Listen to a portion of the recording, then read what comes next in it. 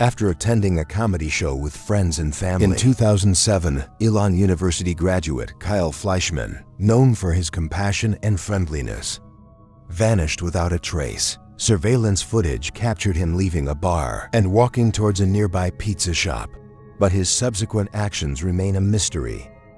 This is the puzzling case of Kyle Fleischmann. Born to Barbara and Dick Fleischmann, Kyle Fleischmann spent his formative years in Charlotte, North Carolina, alongside his younger brother and sister. Growing up, he was described by his friends and family as generous, kind and well-liked by all.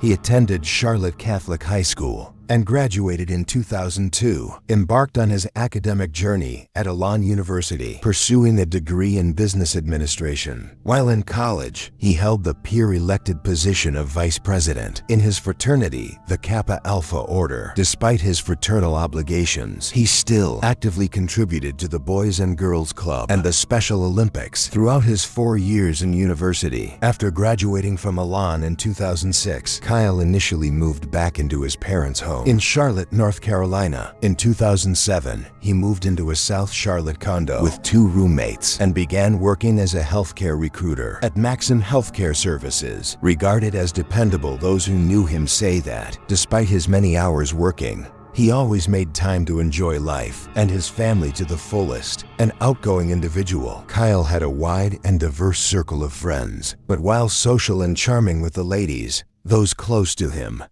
say that at the time their nightmare started, he did not have a girlfriend. In autumn of 2007, when Kyle was 24, his mother was diagnosed with breast cancer, which impacted the family deeply. Kyle was close with his mother and assured her that they would beat it together. In an effort to uplift his mother's spirits, Kyle invited her to see a Dane Cook comedy show at the Bobcats Arena on November 8, 2007. Kyle's sister Noelle also decided to accompany her mother and brother. That same night, Kyle also made plans with some of his friends in order to meet up at the comedy show and have a drink.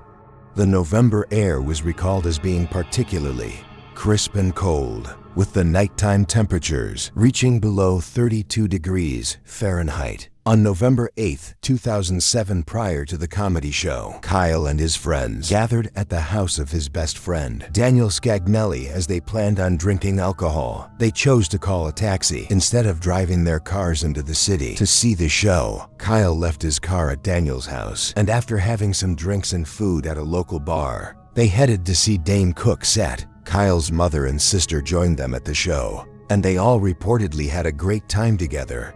Kyle was described as being in a cheerful mood throughout. After the show, Barbara Noel headed home, thanking Kyle for the wonderful night. After saying goodbye to his family for what been known to them would be the last time ever, Kyle and his friends continue their evening by visiting the popular sports bar, the Buckhead Saloon, located in Uptown Charlotte.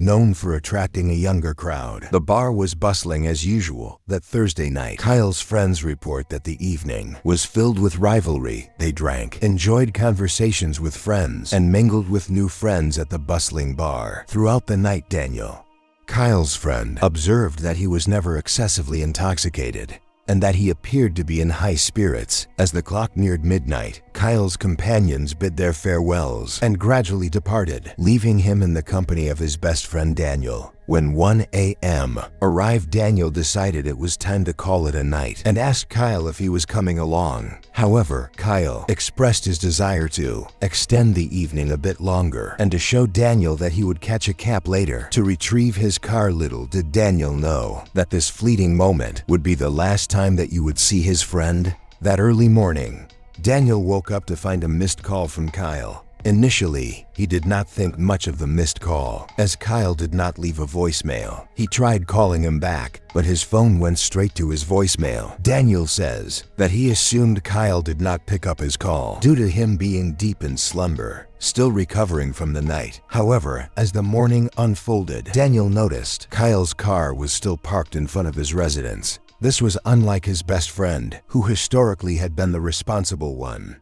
And that's when Daniel says he began to worry. He tried calling Kyle again, but said the calls went straight to voicemail. He then called his best friend's roommate, who told him that Kyle had not returned home that night.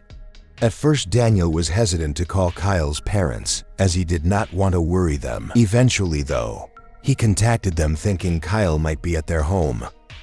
Upon further conversation, however, Daniel was alarmed to learn that Kyle's family had also received missed calls from the 24-year-old early in the pretin hours of November 9th. Due to the nocturnal hour, none of the family members contacted had heard the calls, and they said they had not spoken to Kyle since the night before. After many attempts, they reported back that they too were unable to get in touch with him. Despite this, the family tried not to panic. It was entirely possible Kyle had had too much to drink and had slept on somebody's couch for the night, so they waited to see if Kyle would arrive at work on time. However, when Kyle did not show up to his workplace, the family reported him missing to police. However, the family learned that as Kyle was an adult, they had to wait 48 hours before he could be reported missing. In the meantime, the family decided to launch their own investigation. They hired a private investigator, and Daniel created a missing person Facebook page in order to help spread the word. Within 2 weeks, the Facebook page had 60,000 people following the case. The police initiated their investigation finally by examining the bar's CCTV footage and interviewing patrons who were present at the time. With the assistance of the witnesses and the surveillance recordings, the detectives were able to establish a timeline of events. According to the CCTV footage, Kyle was seen conversing with a woman at the bar. It appeared that the woman was at the establishment with her boyfriend. Subsequently, Kyle and the woman shared a dance, which evidently displeased her boyfriend. The video footage also captured the moment when the man, accompanied by 2 friends, approached Kyle, leading to a verbal exchange. While the situation did not escalate into a physical altercation, and while the conversation remained relatively brief, this resulted in the man and the woman leaving the establishment. At 2 a.m., Kyle placed a call to his sister. However, she did not answer, and he did not leave a message, leaving the purpose of the call a mystery. Shortly afterwards, Kyle left the bar, as seen in surveillance footage at 2 a.m. Faington, seemingly forgetting both his coat and his debit card. Like many other patrons, Kyle had handed his debit card to the bartender when he arrived, and throughout the night, his drinks were added to his tab. The bartender mentioned that it was quite common for people to overlook their cards at closing time, leading to the possibility that Kyle genuinely forgot about the open tab. Many speculate that Kyle may have been more heavily intoxicated than Daniel had previously thought, which could explain both his oversight regarding his debit card and why he forgot his coat, even in the chilly 32-degree Fahrenheit weather outside. However, the private investigator employed by the family offered an alternate perspective, proposing that Kyle's decision to leave his belongings behind may not have been due to intoxication, but rather a deliberate choice to depart the bar swiftly. According to the private investigator's theory, Kyle may have wanted to catch up with the woman he was dancing with and had hoped to return to the bar to collect his belongings later. It is also possible he left in a hurry to avoid any potential additional confrontations. The precise motive behind his actions remained speculative and open to interpretation. Nonetheless, the next confirmed sighting of Kyle was at 2 a.m. Kyle can be seen walking down College Street towards a pizza shop, Cold Fuel Pizza. The camera footage showed Kyle walking from right to left. However, due to the grainy nature of the footage, it was hard to make out if Kyle was excessively intoxicated, although he did not appear to be stumbling. An employee Fuel Pizza told police that Kyle had come into his restaurant and ordered an extreme slice of pizza. With all the toppings, the pizza place did not have CCTV, but Kyle's father confirmed that his son often ordered pizza in the extreme style, so when he heard about the pizza with everything on it, he was confident it was Kyle. The employee did not notice if Kyle left alone or with somebody else as the restaurant became busy with late-night customers. After leaving the restaurant, Kyle made several phone calls. At 2:42 a.m., he called the Buckhead Saloon, possibly to inquire about his left belongings. The call lasted only 10 seconds. Unfortunately, no one answered.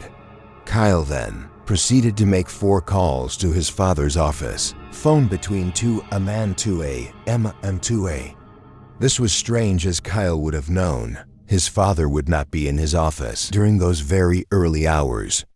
As he had done in the past, Kyle neglected to leave any voicemails for the people he called. According to his cell phone records, Kyle was still in the uptown Charlotte area at the time of the calls. The next confirmed sighting came from a cab driver who claimed he saw Kyle walking on North Davidson Street, approaching the 110 block near Hunter Record Service around 3:25 a.m. The cab driver recalled Kyle had no coat on and appeared to be intoxicated. Kyle was not a newcomer to Charlotte, and locals say he should have known the area, often referred to as NODA, to be wrought with drug dealers and gang members who operated the area with a violently heavy hand. In addition to the dangerous nature of the neighborhood, the area was in the opposite direction from Kyle's condo. Shortly after the cab driver's sighting at 3:28 a.m., Kyle called his best friend Daniel, but the duration of the call was only 4 seconds. Subsequently, at 3:29 a.m., he attempted to contact his roommate, but the call lasted only 6 seconds. Just like in the previous calls, Kyle did not leave any voicemail. It is assumed that his phone battery was almost dead when he placed the last 2 calls. Based on phone records, all activity on Kyle's phone ceased by 4 a.m. There has been no activity on it since. Investigators were perplexed as to why, after leaving the Bucket Saloon, Kyle made a total of 8 calls without leaving a single voicemail. The purpose behind of these calls has long been the subject of speculation. Some theorize that he may have been in distress and was seeking help, while others suggest that he could have been attempting to arrange for a ride until further evidence is uncovered. The reason for his calls remain a mystery. A massive search for Kyle continued for over a week. It included firefighters, police, and nearly 300 volunteers, including Kyle's panicked friends and family. But despite their best efforts, no leads were uncovered. His family distributed flyers all over the city and also asked for the assistance of Public Safety Dogs Incorporated. Public Safety Dogs Inc. is a nonprofit organization founded by Mike Craig and Linda Dunn, who train a variety of scent dogs to assist law enforcement in search and rescue. Mike and Linda took up the case and used the scent from the coat left behind the bar in order to search for Kyle.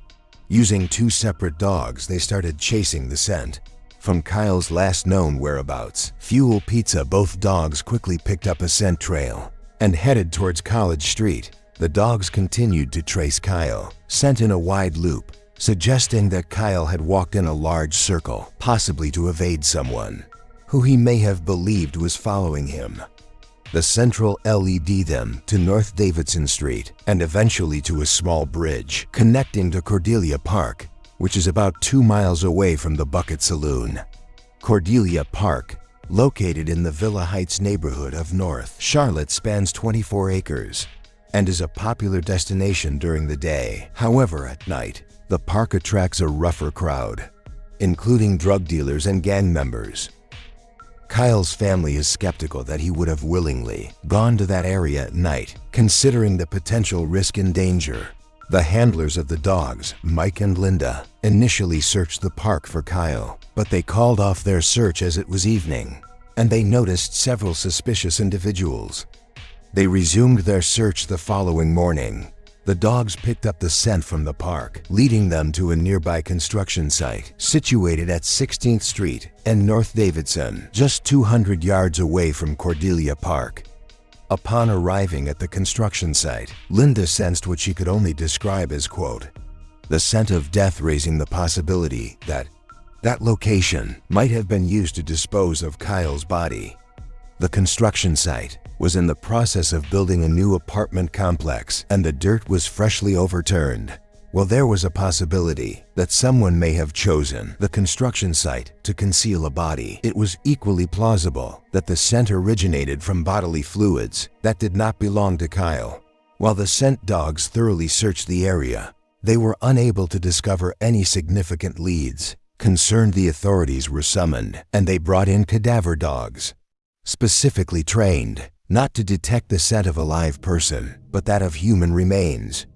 The entire construction site was then meticulously searched by police using ground-penetrating radar and by physically poking the dirt with sticks. However, despite their thorough efforts, nothing of significance was found. Eventually, construction resumed at the site, potentially erasing any further chases or clues which may have been present during the investigation. Kyle's bank accounts have remained untouched. Ever since his disappearance, it is believed Kyle only had about $6 cash on him at the time he went missing. Despite extensive searches, no trace of Kyle Fleischmann was ever found there. Have been a number of theories, but none have been confirmed. Kyle's family has expressed frustration over the lack of progress in the case, believing that people with vital information are currently withholding it. Kyle's father, Dick, says that, contrary to various theories and speculations which have swirled around town, he believes his son was victim to a random crime.